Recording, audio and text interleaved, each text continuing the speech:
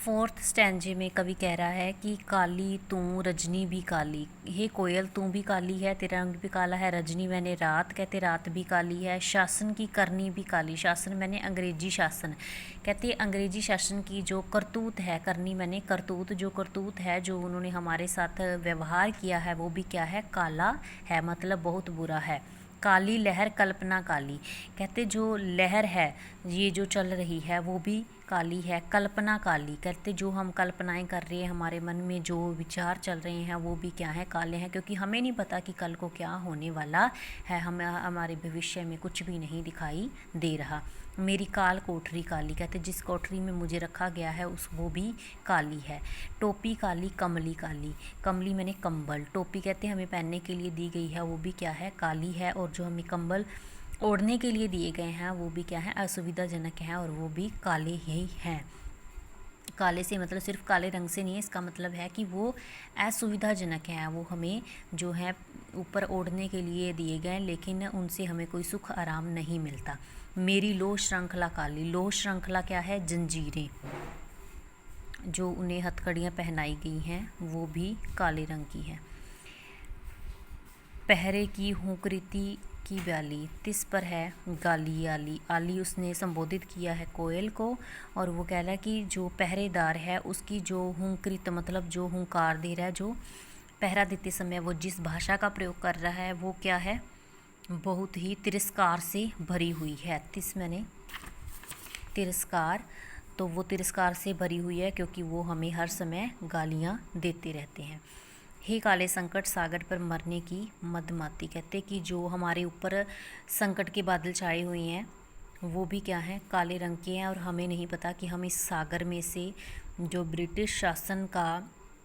विद्रोह चल रहा है भारतीयों के ऊपर और हम लोग स्वतंत्रता की जिस आग में कूद पड़े हैं, हमें नहीं पता कि वो हमें कहाँ तक लेकर जाएगी और हमें ऐसा लग रहा है कि वो भी क्या है, हमारा भविष्य काला ही है। कोकिल बोलो तो अपने चमकीले गीतों को क्यों कर हो तैराती,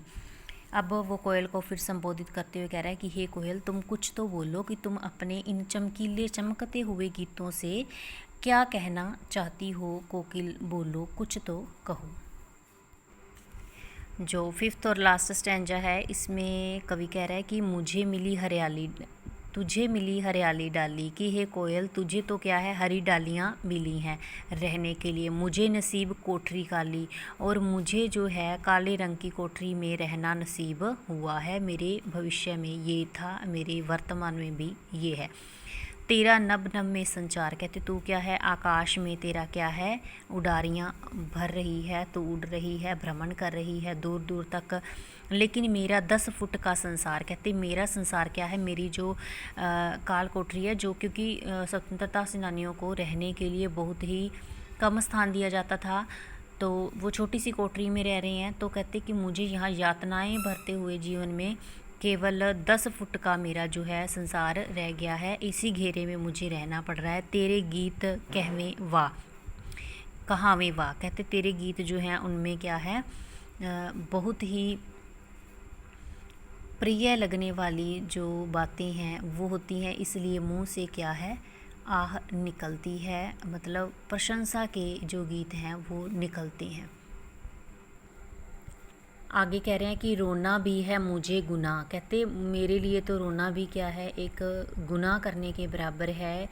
पाप करने के बराबर है, तो मैं यहाँ पर रो भी नहीं सकता। देख विषमता तेरी मेरी, विषमता मैंने क्या होता है, अंतर, कहते दोनों में कितना अंतर है, तेरे में और मेरे में, तेरी क्या दशा है और मेरी क्या दशा है। बजा रही तिस पर रणभेरी, तिस मैंने तिरस्कार है ना, तो कवि कहता है कि जो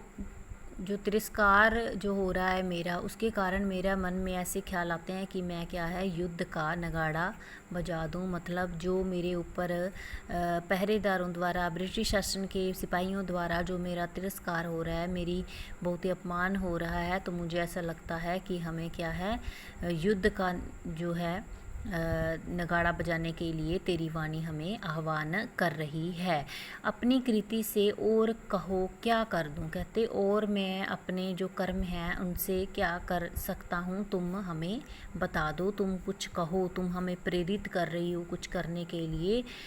कोकिल बोलो तो, हे कोयल तुम बोलो हमें क्या कहना चाहती हो। मोहन के व्रत पर, मोहन क्या है, मोहनदास करमचंद गांधी, ठीक है। तो कहते कि उनके व्रत पर, व्रत मैंने जो उन्होंने स्वतंत्रता संग्राम के लिए जाग उठाई है, लोगों को, देशवासियों को पराधीनता को उखाड़ फेंकने का जो जिम्मा दिया है ना। तो वो कहते कि उस व्रत पर चलते हुए, उनके मार्ग पर चलते हुए प्राणों का आसव किस में भर दूं। तो कहते मैं अपने प्राणों का, तो वो मतलब अपने प्राणों को कहता मैं इस देश के लिए बलिदान कर दूँ और मैं लोगों में भी ऐसी जागृति, ऐसी शक्ति भर दूँ जिसके कारण लोग स्वतंत्रता लेने के लिए तड़प उठें और गांधी जी के जो सपने हैं उनको हम साकार कर सकें और सारे देशवासी जो हैं वो स्वतंत्रता आंदोलन में कूद पड़े, ऐसी मेरी इच्छा है। और कहते मैं ऐसे ही गीत लिख लिख कर लोगों को क्या है जागृत करना चाहता हूँ। तो ऐसी बहुत सारी कविताएं हैं जो उन्होंने जेल में रहते हुए भी लिखी हैं, और जेल में उनके साथ जिस जिस तरह का दुर्व्यवहार हो रहा था उसके ऊपर भी उन्होंने अपनी कलम चलाई है। तो इस पोएम से हमें ये शिक्षा मिलती है कि हमारे देशवासियों ने, हमारे पूर्वजों ने, हमारे स्वतंत्रता सेनानियों ने बड़े दुख कष्ट सहकर जो है देश को आज़ाद करवाया था। तो हमारा ये फ़र्ज़ बनता है कि हम भी आज उनकी जो दी हुई शिक्षाएं हैं उन पर चलें और देश को गुलाम होने से बचाएं, देश से प्यार करें। Okay students, have a nice day.